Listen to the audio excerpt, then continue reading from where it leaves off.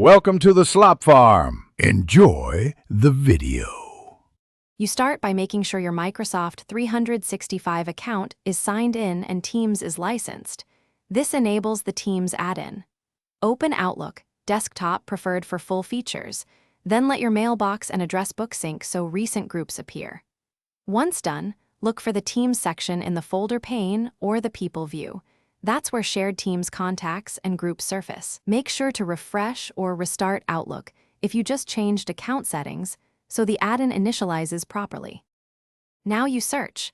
Type the team name into Outlook's search bar and scan results in People, Groups, and Mail.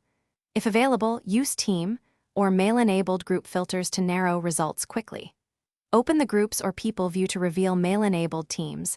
These entries show membership and recent activity. Once you locate a match, click to view details or expand members, and use filters like Owned, Member of, or Department to refine. Make sure to check both Global Address List and Cached Contacts for differences. Finally, open or join the team.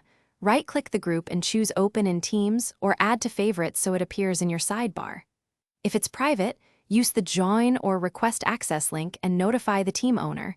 You may need approval. Once joined, confirm channels and files appear in Outlook's modern attachments and calendar invites.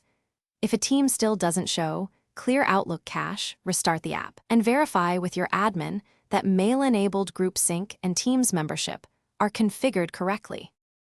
Thanks for watching. Consider subscribing if we helped you today.